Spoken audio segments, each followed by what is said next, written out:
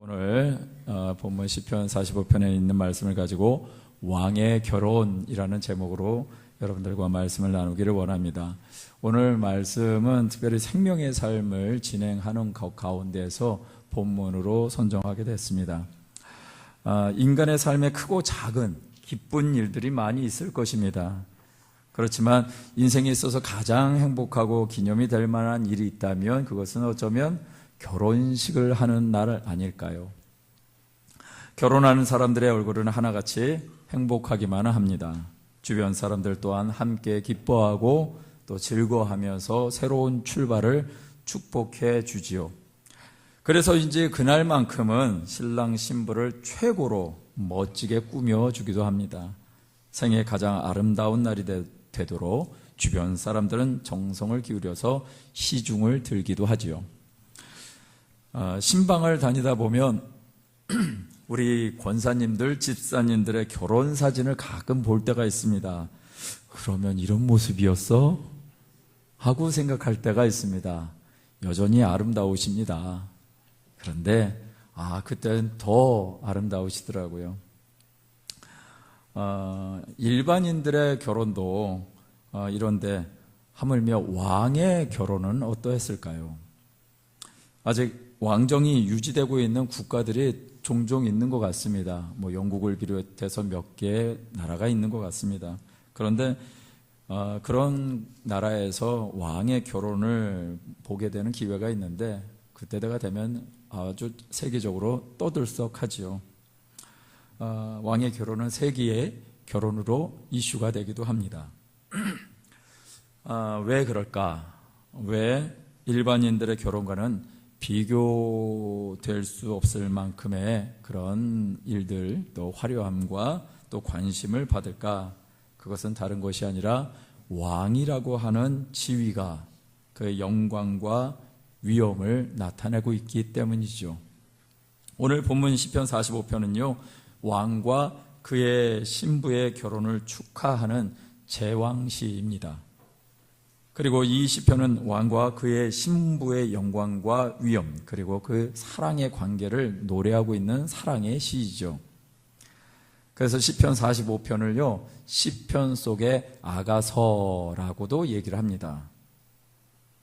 그렇다면 이 시편의 주인공 왕은 누구일까?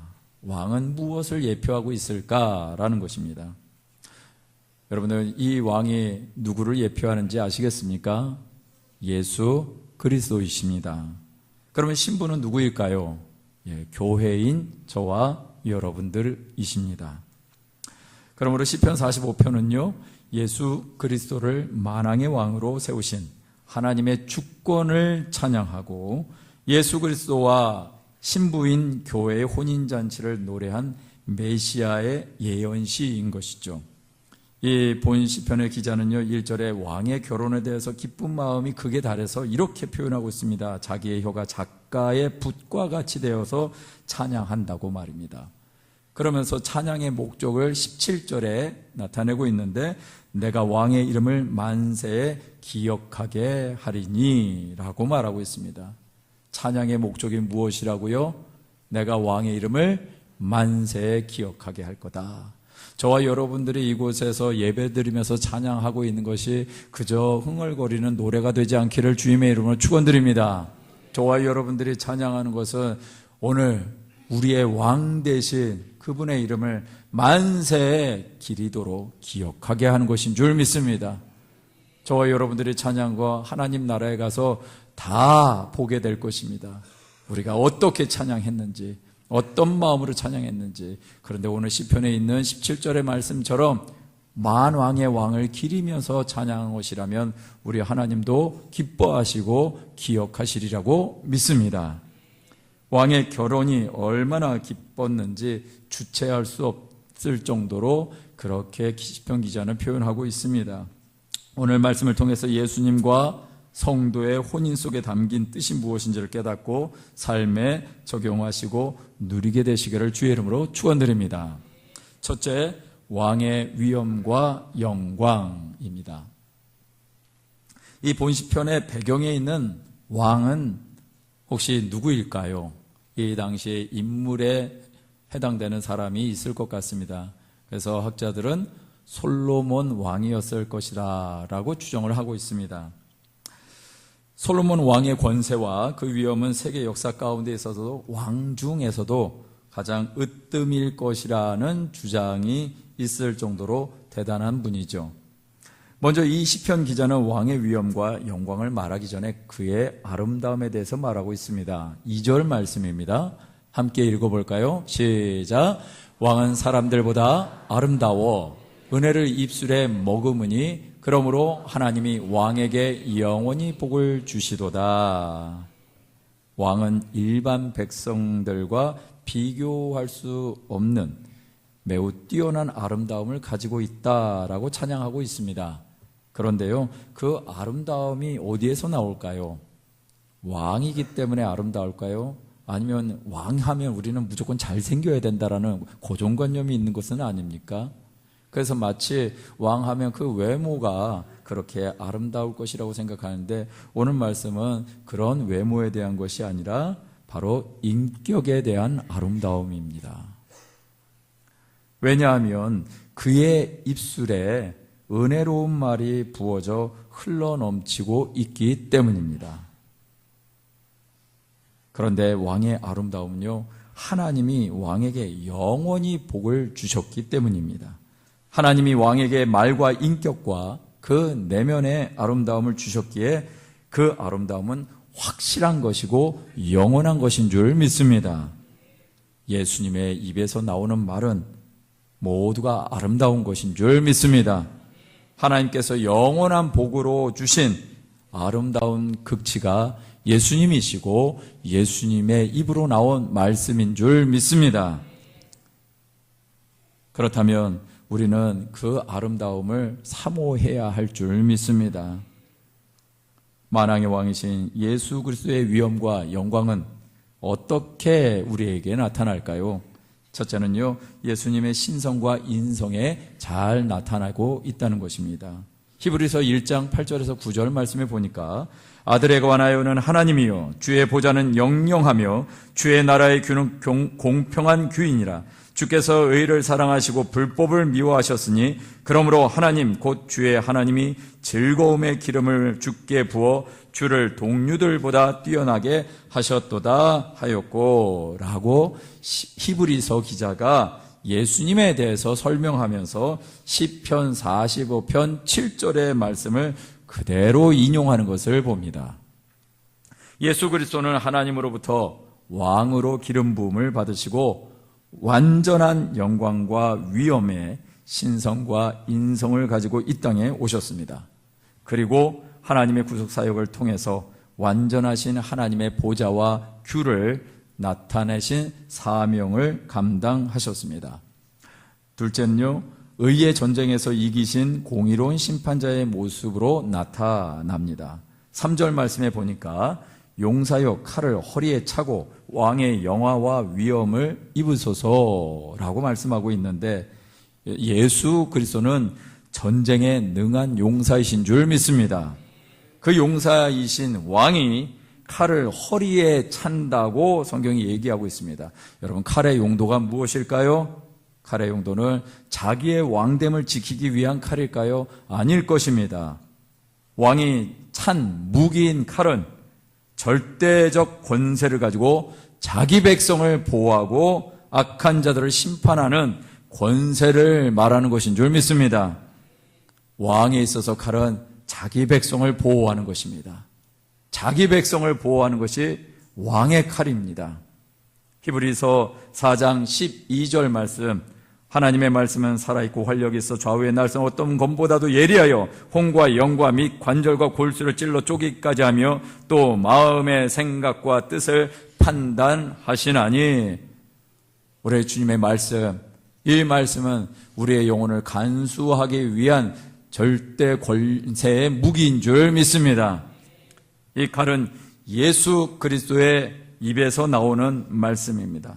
이 말씀은 어떤 칼보다 예리하여 심령과 생각과 뜻을 찔러 쪼개어서 드러내게 하시는 것인 줄 믿습니다. 그렇다면 왕의 칼의 위엄과 영광의 결과가 무엇일까요? 그 부분이 말씀 4절에 나옵니다. 이 말씀을 한번 같이 읽어볼까요? 시작. 왕은 진리와 온유와 공의를 위하여 왕의 위엄을 세우시고 병거에 오르소서. 왕의 오른손이 왕에게 놀라운 일을 가르치리이다. 아멘. 이 말씀 가운데 왕은 모든 교만을 꺾고 온유와 진리와 공의로 드러내는 삶을 살게 된다는 것이죠. 하나님의 영, 하나님의 힘이 왕의 오른손에 임하여 두렵고 놀라운 일들을 행함으로 하나님을 온전히 드러내는 삶을 살게 될 것이라는 것입니다. 여러분, 저와 여러분이 이 땅에 사는 동안 왕과 같이 살 것입니다. 왕과 같은 제사장으로 살 것입니다. 그런데 왕의 삶의 모습, 누구를 드러내는 것이다고요? 하나님을 드러내는 것입니다. 하나님을 드러내는 삶이 우리가 살아가는 삶이다 라고 말씀하고 있는 것입니다. 셋째는 하나님의 나라의 통치, 하나님 왕권의 통치를 나타냅니다. 여러분, 보좌와 균은 왕의 통치를 상징하죠. 보좌는 무엇입니까? 왕이 앉는 의자고요. 균은요, 왕이 갖고 있는 지팡이입니다. 권세를 상징하죠. 그런데 선민 이스라엘의 보좌와 균은요, 바벨론의 공격으로 남왕국 유다 예루살렘 성과 함께 멸망해 버리고 맙니다.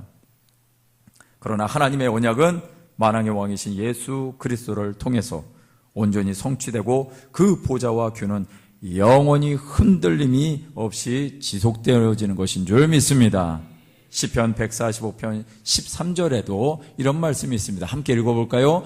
주의 나라는 영원한 나라이니 주의 통치는 대대에 이르리이다. 할렐루야.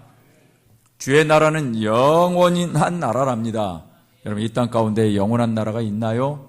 이 땅 가운데 어떤 나라도 흥망성쇠의 길을 걷지 않은 나라는 없습니다. 우리의 하나님의 나라, 예수 그리스도가 왕 되신 나라, 그 나라만 이 땅과 영혼의 사이에서 영원하게 존재하는 나라가 되어질 줄 믿습니다. 이렇듯 우리 주님의 인성과 신성을 통해서 공의로운 심판자로 모든 불의를 진멸하시고 영원히 통치하실 분은요, 우리의 신랑 되신 예수님밖에 없습니다. 우리의 신랑이 이러한 영광과 위엄을 갖춘 만왕의 왕이라는 사실을 믿고 우리의 삶 가운데 당당하게 굳세게 성도의 승리하는 삶을 살아내시는 저와 여러분 되시길 주의 이름으로 축원드립니다. 두 번째는요, 왕의 신부입니다.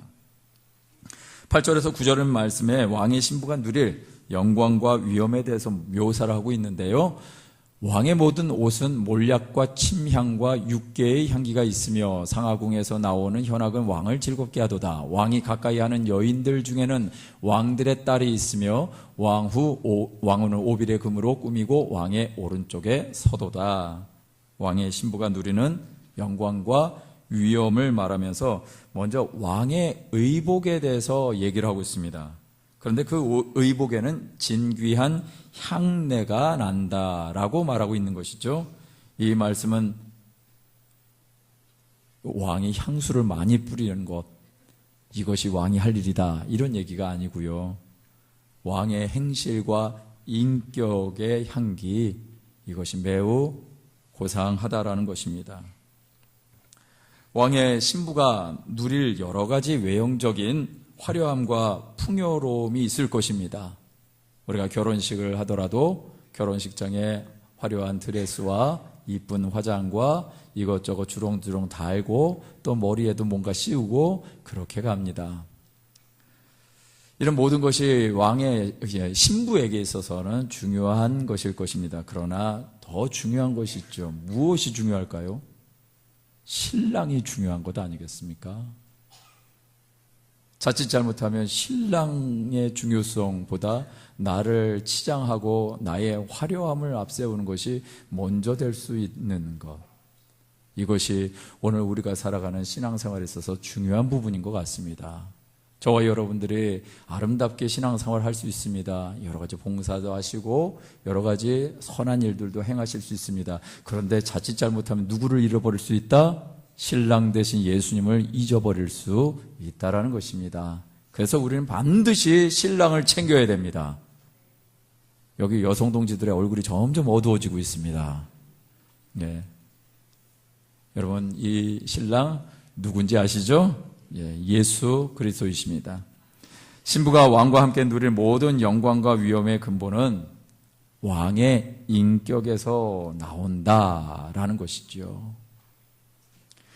왕의 신부는 또한 상하궁에서 나오는 현악을 왕과 함께 즐길 것이다 라고 얘기하고 있는데, 이는 최상의 안락함과 기쁨을 말하는 것이죠. 또한 결혼식의 하객들을 보면 왕의 딸들이 있다라고 얘기합니다. 이것은 역시 왕의 권세가 어떠한 것인지 보여주는 것입니다. 그러니 그와 결혼한 신부인 우리도 함께 그의 권세를 누리게 된다라는 것이죠. 왕이 지극히 사랑하는 왕후는요, 왕으로부터 오빌에서 나오는 최상의 금장식품을 하사받고 그의 오른편에서는 각별한 총애를 받는다는 것입니다. 예수 그리스도와 혼인하는 신부인 우리가 누릴 영광도 이와 같다라는 것이죠.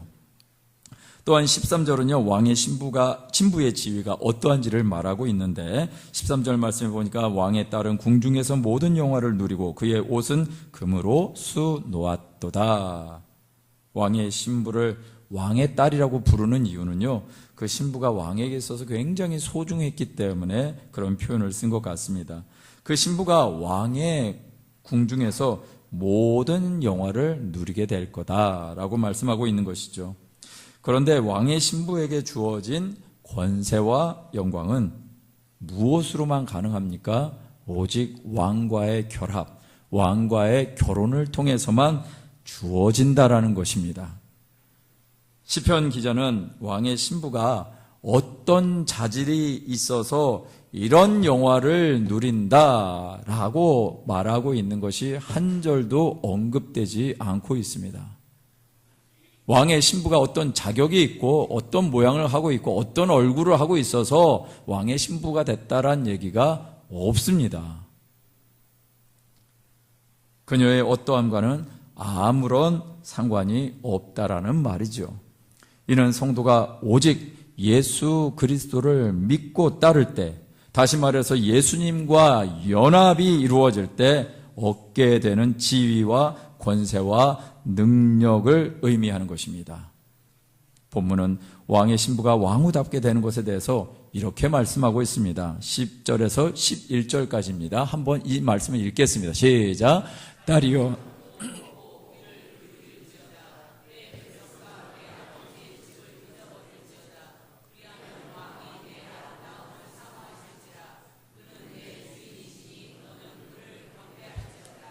할렐루야. 본문에 기록된 왕의 신부는요, 애굽왕 바로의 딸로 추정합니다. 바로의 딸, 애굽왕의 딸이라고 하는 것은 모든 것을 누렸을 가능성이 있습니다. 온갖 좋은 것을 경험했을 것입니다. 이방 풍습과 또 온갖 종류의 우상도 경험을 했을 가능성이 크지요. 그런데 왕의 신부가 반드시 귀 기울여 듣고 지켜야 될 것이 있다라고 말씀하고 있습니다. 그것이 10절 하반절 말씀입니다. 무엇인가요? 그동안 정들었던 아비의 집과 그 백성을 잊어버려라 라는 것입니다. 저와 여러분들의 삶 가운데 왕의 신부가 되어지는 조건은 한 가지밖에 없다라는 거예요. 그 전에 살았던 삶의 방식에서 이제 버릴 것을 버려라. 잊을 것을 잊어라. 기억하지 말아야 될 아픔, 상처들을 끌어안고 살지 말아라 라고 하는 것 아니겠습니까? 어제 그 잊어야 될 것을 잊어버리고 나의 신랑 대신 그분만 사랑하고 섬기라는 것입니다. 시골집에 불이 나면요, 특히 외양간의 송아지를 끌어내는 것이 큰일이랍니다. 왜냐하면 소가 절대로 바깥으로 나오려 하지 않기 때문이랍니다. 불이 났는데도. 그래서 힘센 사람이 아무리 소를 끄집어내도 여러분 아시죠? 소가 얼마나 힘이 센지. 그냥 꿈쩍도 않는 소를 그런데 바깥으로 끄집어내는 방법이 있다고 합니다. 무엇이냐면요, 소의 여물통을 뒤엎어버리는 것입니다. 그러면 아마 소가 이럴 것 같습니다. 이제는 여기에 소망이 없어. 먹을 것 다 떨어졌으니까 나가야 돼. 믿거나 말거나 합니다. 그런데 하여간 소 여물통을 들러 엎으면 소가 나온다 합니다. 불길 가운데 있어도 소가 안 나오는데 여물통을 뒤엎으니까 나오더라는 것이죠. 여러분, 하나님이 우리의 여물통을 엎으실 때가 있습니다. 그 여물통이 엎어질 때 우리의 마음은 많이 아프죠.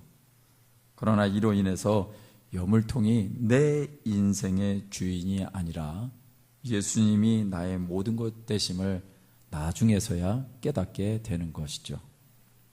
그것이 사랑이라는 것을 말입니다. 그제서야 여물통이 없어도 행복할 수 있다라는 것을 발견하게 되지요.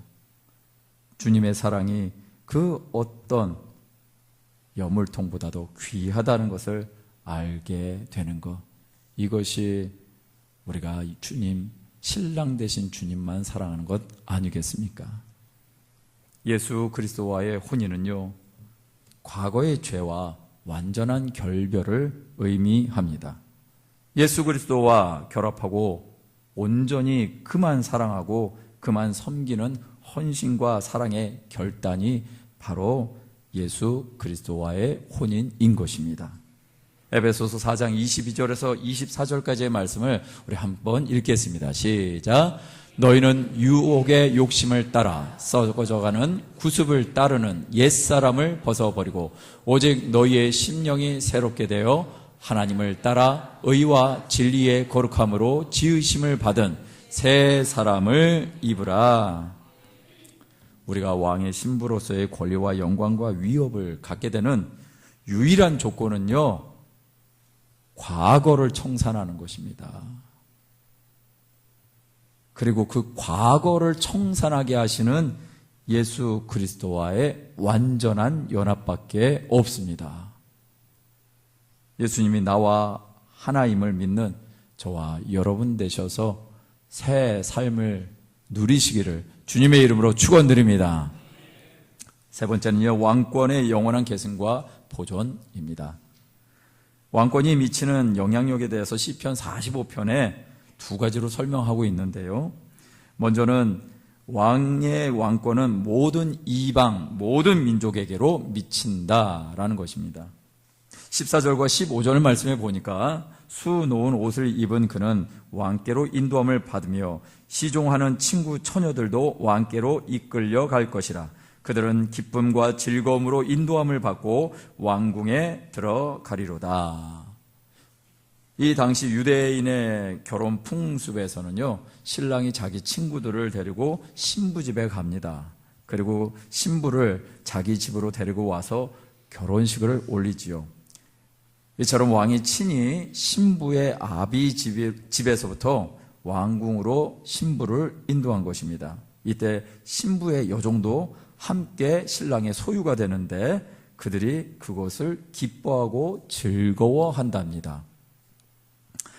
이방 사람인 신부와 그의 시종 처녀들이 함께 왕의 궁궐로 인도함을 받는다라는 것은요, 이방 민족이 하나님의 백성이 되어 구원의 행렬에 동참하게 된다라는 것을 상징합니다. 이방 백성도 하나님의 백성이 될 수 있다라는 것을 말씀하고 있는 것이죠. 우리가 왜 계속해서 선교를 해야 됩니까? 우리가 왜 계속해서 믿지 않은 사람들을 위해서 기도해야 되고 전도해야 됩니까? 바로 이것 때문에 그렇습니다. 신랑 되신 우리 주님은 바로 여기에 관심이 있기 때문에. 왜요? 그들이 구원을 받아야 되니까. 그들이 구원을 받아야 되니까. 예수 그리스도의 왕권은 이처럼 모든 이방, 전 세계 모든 족속에게 미친다라는 사실을 아시고 우리에게 베풀어 주신 사랑을 기억하시길 주의 이름으로 축원드립니다. 또 둘째는요, 왕의 결혼으로 인한 왕권의 영향력은 영원히 이어진다는 것입니다. 영원히 이어집니다. 16절에 보니까 왕의 아들들은 왕의 조상들을 계승할 것이라 왕이 그들로 온 세계의 군왕을 삼으리로다. 이 말씀은 왕의 영원한 영광과 자손 번성에 대한 축복을 기원하고 있는 것인데, 이 왕의 결혼은 그 이후의 자손들을 통해서 왕권이 계승된다는 것을 함축하고 있는 것이죠. 시편 기자는요 2절과 6절과 17절에 이런 말씀을 하고 있습니다. 왕의 아름다움이 영원할 것이다. 주의 보좌가 영원하며 만민이 왕을 영원히 찬송할 것이다 라고 말씀하고 있습니다. 왕권이 영원히 갈 것을 찬송하고 있다라는 것입니다. 이와 마찬가지로 예수 그리스도와 연합된 성도는 영원한 하나님의 나라를 계승하고 보존하고 영원히 왕노릇할 것입니다. 계시록 22장 5절 말씀을 함께 읽겠습니다. 시작. 다시 밤이 없겠고 등불과 햇빛이 쓸데없으니 이는 주 하나님이 그들에게 빛이심이라. 그들이 세세토록 왕노릇하리로다. 할렐루야. 마지막 날에 대한 계시의 말씀입니다. 그날에는 이 땅의 밤도 햇빛도 쓸데가 없는 순간이 온다라는 것입니다. 그때 오직 누가 빛이 되신다? 주 하나님이 빛이 되십니다. 그 빛된 하나님의 나라, 그 나라에서 왕노릇하는 존재가 바로 저와 여러분들이 되실 것이라고 말씀해 주시는 것인 줄 믿습니다. 그러므로 성도는 이에 대한 거룩한 책임의식을 가져야 할 것입니다. 왜냐하면 왕은 결혼을 통해서 미래의 선민, 이스라엘 공동체의 운명을 질 후손을 배출해야 하기 때문입니다. 이것은 단순히 그냥 후손적인 차원의 것이 아니라 이 시대를 살아가는 저와 여러분들에게 영적인 후손 공동체를 세우는 것이 무엇인가를 고민해야 한다라는 것입니다. 이 거룩한 사명에 동참하시는 우리 모든 성도님들 되시기를 주의 이름으로 축원드립니다. 말씀을 마무리하겠습니다. 우리가 과거를 청산하고 사랑하기로 결단하여 혼인한 분은 만왕의 왕 되신 예수 그리스도이십니다. 저와 여러분들은 이곳에 와서 예배를 드리는 순간에 우리가 확인해야 될 것이 그것입니다. 나는 예수님과 혼인했다. 나는 예수님과 결혼한 사람이야. 그 혼인의 신성함을 가지고 우리의 삶을 돌아보는 자리가 바로 예배의 자리인 것입니다. 그래서 하나님이 귀하게 여기시는 것입니다. 신랑 되신 그분의 위엄과 영광이 어떠한지를 깨닫고 그에 합당하게 사는 것이 신부인 그리고 성도인 저와 여러분들의 본분이요 도리인 줄 믿습니다. 어떤 마을에 두 사람이 양 도둑질을 하다가 잡혔습니다. 근데 이 마을에서는요, 양을 도둑질하면 불도장이라는 거 있죠. 예, 인장, 이렇게 문장을 새겨가지고 그거를 이마에다가 찍어버립니다. 근데 그 찍는 글자가 S하고 T인데 이 S는 쉽이라는 단어, 양이라는 영어고요. T는 thief라고 해서 도둑놈이란 뜻입니다. 그러니까 양도둑놈, ST로 그렇게 글자를 만들어가지고 쇠로 달궈가지고 이마에다가 찍어버립니다. 그래서 이 두 사람이 모두가 이 낙인이 찍혔습니다. 한 사람은 도망가 버리고 말았고요. 다른 한 사람은 자신의 잘못을 철저히 회개하고 내가 이렇게 살지 않아야 되겠다라고 결심한 후에 많은 사람들을 도와주고 또 불행을 당한 이웃들을 돌보면서 열심히 선한 일들을 행했습니다. 변화된 그의 모습이 주위 사람들에게는 감동을 주었습니다. 오랜 시간이 흘러서 이 동네에 살던 사람들이 많이 이제 운명을 달리하게 됐습니다. 예전에 있던 사람들이 하나 둘 죽고 또 양도둑질을 했던 그의 과거를 아는 사람들도 점점 없어지게 됐죠. 어느덧 이분이 할아버지가 되었는데 학교 졸업식에 이분이 초대되었습니다. 축사를 해달라는 겁니다. 존경받는 사람이 된 거죠. 양도둑의 이마에 낙인을 찍는 풍습이 사라져서 아이들은 그것을 모르는 그런 시간이었던 것 같습니다. 동네 아이들이 그의 이마에 찍혀있는 ST를 보면서 이게 무슨 뜻일까 궁금해했습니다. 그러면서 자기들끼리 해석합니다. 분명 세인트라는 말일 거야. 저 할아버지는 늘 성자처럼 사시니까. ST 양도둑이 세인트가 되었습니다. 성자가 된 것이죠. 죄에 대해서 분노하고 징계하시는 하나님 앞에서요, 진정으로 회개한 사람은 이런 삶의 변화가 따라온다는 것입니다. 교만한 모습이, 혈기 부리던 모습이, 거짓을 일삼는 모습이 겸손한 모습으로, 온유한 모습으로, 진실된 모습으로 바뀌어지게 되어지는 것이 죄인된 자들의 놀라운 변화, 이것이 우리 그리스도인의 본분이고 그리스도인들의 도리인 줄 믿습니다. 아가서 2장 10절 말씀을 한번 읽겠습니다. 시작. 나의 사랑하는 자가 내게 말하여 이르기를 나의 사랑 내 어여쁜 자야 일어나서 함께 가자. 할렐루야. 이 말씀에 나의 사랑하는 자는 솔로몬입니다. 그리고 내게 해당되는 나라는 존재는 술람미 여인입니다. 그런데 솔로몬이 술람미 여인에게 말합니다. 나의 사랑 내 어여쁜 자야 일어나서 함께 가자. 오늘 이 예배 가운데 우리의 진정한 신랑이 되신 예수 그리스도, 그분의 음성이 들려주시기를 주의 이름으로 축원드립니다. 오직 예수 그리스도만을 섬기고 그 말씀에, 그 세미한 음성에 순종하기로 결단하신 우리 모든 성도님이 되어질 줄 믿습니다. 오직 예수 그리스도의 영광만을 나의 영광으로 삼는 우리 모든 성도님들 되시기를 주님의 이름으로 축원드립니다. 그 마음을 가지고 우리 한번 찬양하고 기도하기를 원합니다. 좀 전에 아가서에 있는 말씀처럼 여러분들의 삶에 이 아가서의 말씀이 고백이 될 수 있었으면 좋겠습니다. 나의 사랑하는 자의 목소리 듣기 원하네. 우리 한번 찬양 드립니다. 나의 사랑하는 자의 목소리 듣기 원하네.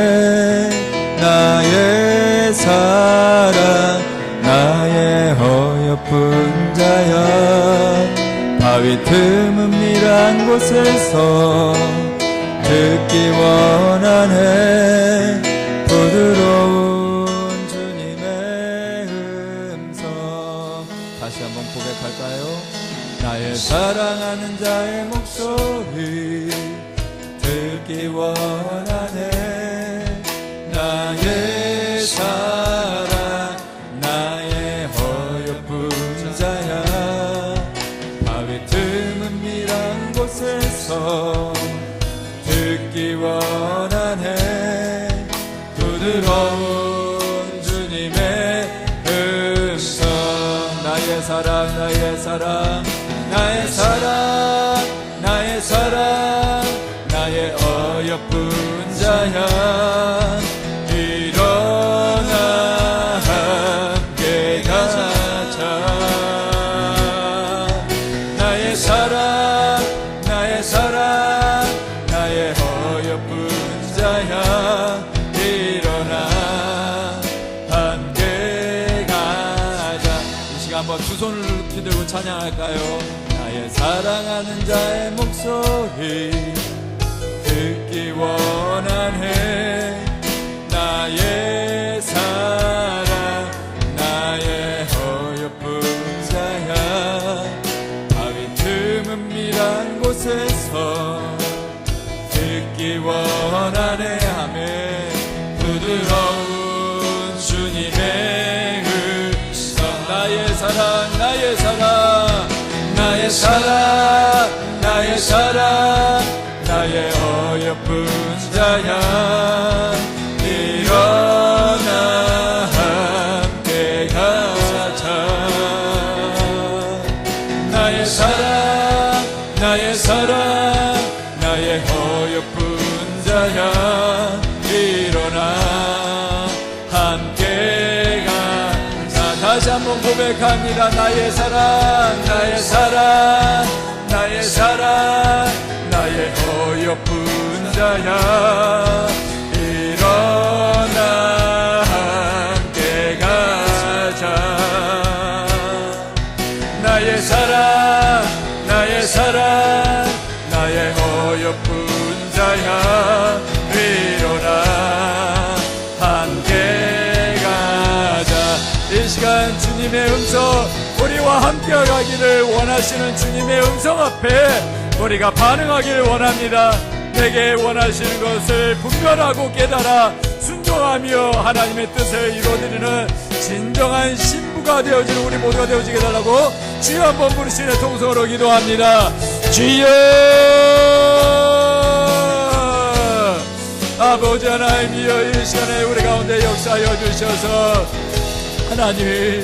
하나님이 우리를 부르시고 이 땅에 왕 되신 주님이 우리를 부르실 때 거룩한 신부로 삼아주시는 것을 믿음으로 바라봅니다. 아버지 하나님이여 이 땅에 하나님 예수 그리스도 왕을 모시고 나의 신랑으로 삼고 믿음으로 살아가는 우리들에게 아버지 하나님 한 분 한 분에게 말씀하시는 주님의 음성이 들려지게 하여 주시옵소서. 주님의 원하시는 삶 신부의 삶이 무엇인지를 깨닫게 하여 주시옵시고 여전히 신부로서의 삶이 아니라 내가 왕 되어지고 내가 신랑 되어지고 내가 주인 되어져서 행하는 모든 것들이 있다면 오늘 이 순간 깨닫게 하시고 분별하게 하시고 털어내게 하여 주시고 아버지 하나님이여 다시 한번 나의 자리로 돌아오기를 원합니다. 신랑의 자리에 있는 것이 아니라 왕의 자리에 있는 것이 아니라 신부의 자리에 있게 하여 주시옵시고 종의 자리에 있게 하여 주시옵시고 오직 주의 영광만을 구하며 하나님의 영광과 위엄만을 구하며 살아가는 우리 모두가 될 수 있도록 인도하여 주시옵소서. 아버지 하나님의 은혜를 베풀어 주시옵소서. 각자의 삶의 자리에 주님이 말씀하시는 세미한 음성 들려지기를 원합니다. 사랑하는 자야 사랑하는 자야 내 어여쁜 자야 일어나 함께 가자. 하나님의 뜻을 이루어드리기 위해 함께 그 믿음을 지켜내고 그 믿음의 길을 걸어가는 우리 모든 성도님들이 될 수 있도록 하나님이여 역사해 주시옵소서. 주님께서 우리 성도님들을 성령으로 충만하게 하여 주시옵시고 성령의 역사심을 따라 세미한 음성을 듣게 하여 주시옵소서.